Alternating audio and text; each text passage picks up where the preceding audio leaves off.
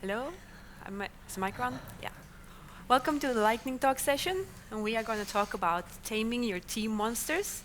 We're going to tell you a story from two different development teams, but first we're going to introduce ourselves. My name is Hanne. I'm a designer. I work here in Oslo, and I've been working with a lot of different development teams and with a lot of different people.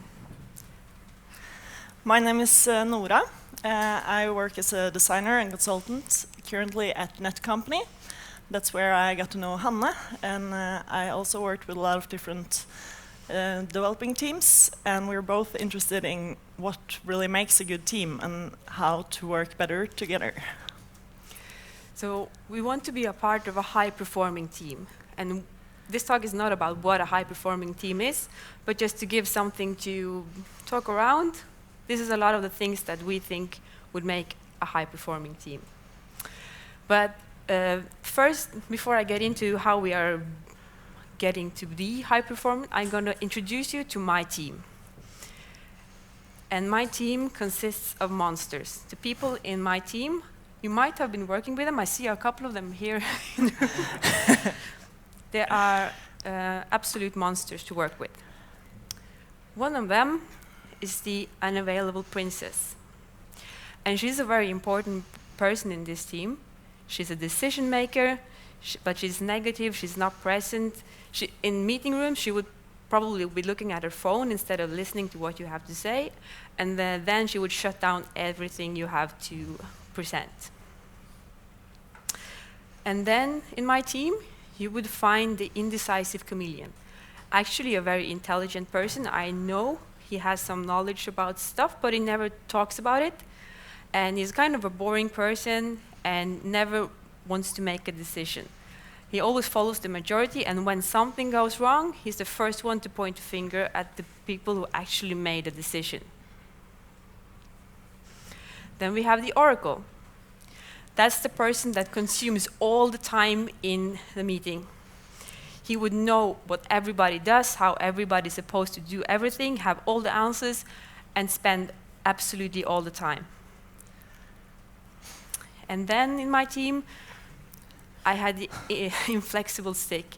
This person would be the one arguing again and again and again on the same subjects that we already have decided what to do. Wastes all the time in all the meetings and wants to reboot the same discussions again. So with this team, with the oracle, the princess, the inflexible stick, the chameleon, and me, are we going to be a high-performing team? Is this how we act? Well, I'll let you meet Nora's team. I'm going to tell you a slightly different story about some of the monsters I've been working with. And this was one of my first projects, and I was really eager to get to work with what I hope would be a really high-performing team.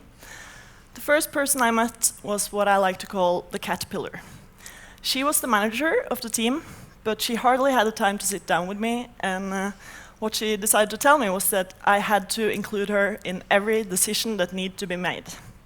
And I just have to find time and book her into a meeting, but her calendar was fully booked. The next person I met was what I like to call the tag-along sheep. He was the most experienced developer, but he didn't really seem too motivated to be there and not eager at all to get to know me. Then we had the less experienced developer, the know-it-all baby. I think you all might have met him.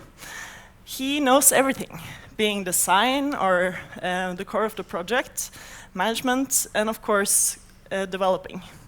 He had a lot more to say than the more experienced developers, and he seemed really arrogant. And he never asked for help. He could make design decisions without involving the designers. But the most important person in the team, for me, was the other designer. That turned out to be the worst monster of them all, the purple unicorn squirrel. I had so many ideas I wanted to test and to talk with this other designer about, but she met every new idea with, we already tried that and it won't work. So how would I be able to make this team of monsters and me work as a high-performing team? I would say we didn't really reflect any of this. In my team, I had been in this team a long time, and we started out as a great team. Everybody knew each other and liked the way we were working, but then these people were introduced to my team, and in the end, I was the person who had been the longest in the team, and this is what I get. So then maybe it's my responsibility to do something about this. And the simple thing we could do is team building. Okay, so you actually have to get to know the people in your team, even the ones you don't like. We had some food, we played some games, and it actually helped, because I understood that this indecisive chameleon person actually was a very good listener. Someone, if you get to spend some time with this person and get to see who they actually are, have a lot to say, but you have to spend the time in a different way. You have to ask the right questions, and you have to give the right space to communicate. And then when I got to know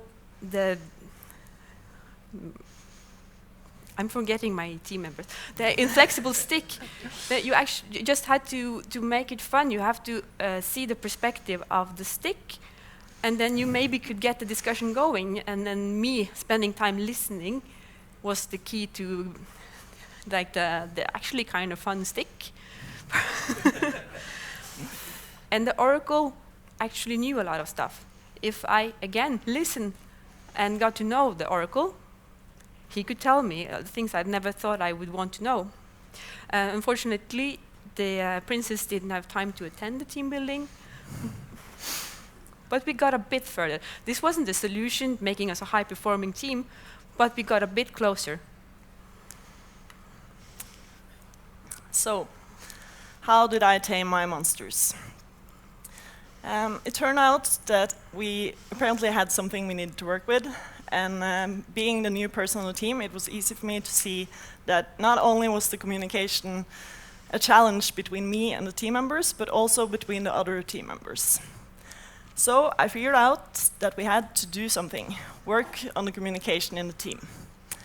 Unfortunately, the caterpillar didn't have time to join that, but I figured out that we could actually use the superpowers of the different monsters, because even though they are monsters, they do have superpowers.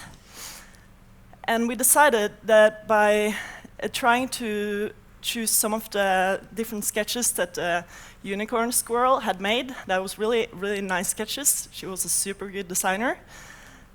We could test them with my knowledge, and I could iterate on them. And we also used the know-it-all baby skills to be always updated on the latest trend. He had really a lot of knowledge. You just have to frame how to use it. And it also turned out that the tag-along cheap was a really, really good developer. He just wouldn't voice his opinion unless you involved him by asking direct questions. So by working on communication and using the monster's superpowers, I would say that we did actually become a more high-performing team. It made us more transparent and open. We also give each other positive feedback more often, and we managed differences to take ownership on what we were actually better at. But the thing we are talking about isn't the actual solution we did in the team. It's the perspective we have on the problems. Because now we've been introducing you to a lot of different people, all of these guys, but in reality, we have only been talking about one team and 5 people. Big surprise. And when we were looking at this team, the one most important monster you have to handle is yourself. You have to figure out how you are the monster for the other people in the team and control your superpowers to make it a positive force instead of being the person dragging the team down. So if we're gonna summarize,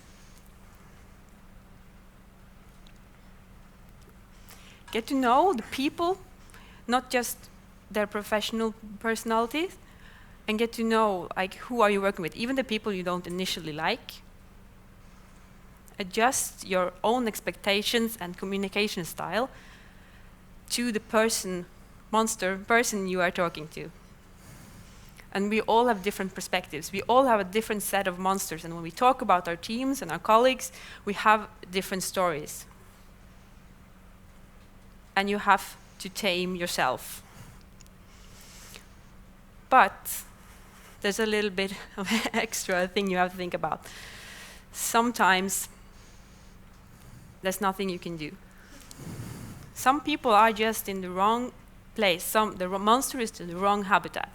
So if there's a person in the wrong job, you can move that person, you can move yourself, you can accept the situation, but sometimes there's nothing you can do.